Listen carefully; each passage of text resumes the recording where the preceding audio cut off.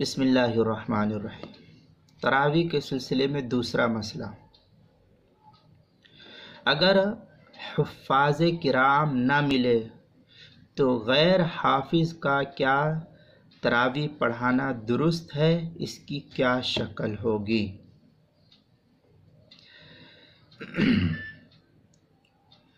تراویح کی نماز پڑھنا ایک سنت ہے، لہذا تراویح میں مکمل قرآن پاک کا سننا یہ ایک سنت ہے، اور تراویح مستقل یہ ایک دوسری سنت ہے۔ لہذا کوشش تو یہ ہونی چاہیے کہ دونوں ہی سنت پر ہم سے عمل ہو سکے، کہ مکمل قرآن بھی سنا جائے اور پورا مہینہ ہم تراویح پڑھے، یہ بھی ہونی چاہیے، دونوں سنت پر عمل ہو۔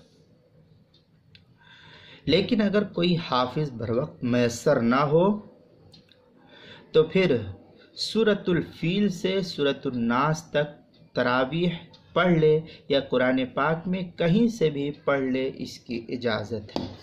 چنانچہ فقہا کی عبارت سے یہی معلوم ہوتا ہے۔ مفتی شبیر صاحب فتاوی قاسمیہ کے اندر لکھتے ہیں، یہ بات درست ہے کہ شروع رمضان سے آخر رمضان تک تراویح کی نماز پڑھنا ایک مستقل سنت ہے، اور نماز تراویح میں پورا قرآن سننا الگ سے دوسری سنت ہے۔ لہذا اب ان دونوں سنتوں پر ہم کو عمل کس طریقے سے کرنا چاہیے؟ تو آگے لکھتے ہیں کہ علم ترا سے 2 مرتبہ 20 رکعت میں پڑھنا، اور یہی سلسلہ آخر رمضان تک جاری رکھنا چاہیے اگر حافظ نہ ملے تو، اور یہی بہتر ہے تاکہ ہم تراویح کی نماز سے محروم نہ ہو سکیں۔ اس عبارت کا مسئلہ اس کے اندر کافی تفصیلی ہے، جو اس سے متعلق نہیں تھا، جو بحث تھی اس سے متعلق میں نے آپ کو بتلا دیا۔ فتاوی قاسمیہ کی 8ویں جلد 419 صفحے پر نقل کیا ہے۔ اور تراویح سنت مؤکدہ ہے، اس کو شامی کے اندر دوسری جلد 493 صفحے پر نقل کیا ہے۔ اور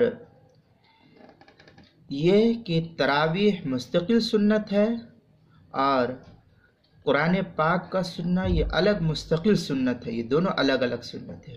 والختم مرتن، اس کے تحت در مختار دوسری جلد 492 صفحے پر نقل کیا ہے۔ اور اسی طریقے سے واختار بعضهم سورۃ الاخلاص فی کل رکعت، اس کے تحت علامہ شامی رحمۃ اللہ علیہ نے دوسری جلد کے اندر صفحہ 49 پر اس کو نقل کیا ہے۔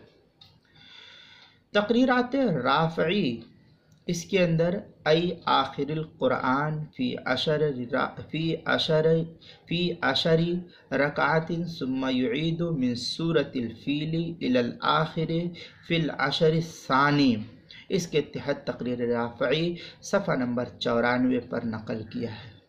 البحر الرائق کے اندر بحر محیط سے نقل کیا ہے دوسری جلد 121 صفحے پر، والاختیار ان الافضل ان یقرأ فیہا مقدار ما لا یؤدی، اس کے تحت نقل کیا ہے۔ فتاوی خانیہ کے اندر لکھا ہے کہ اس طریقے ہی کی عبارت فتاوی خانیہ وغیرہ میں بھی لکھی ہوئی ہے۔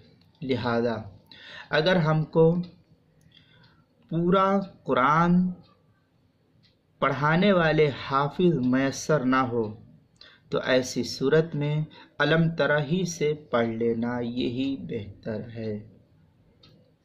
السلام علیکم۔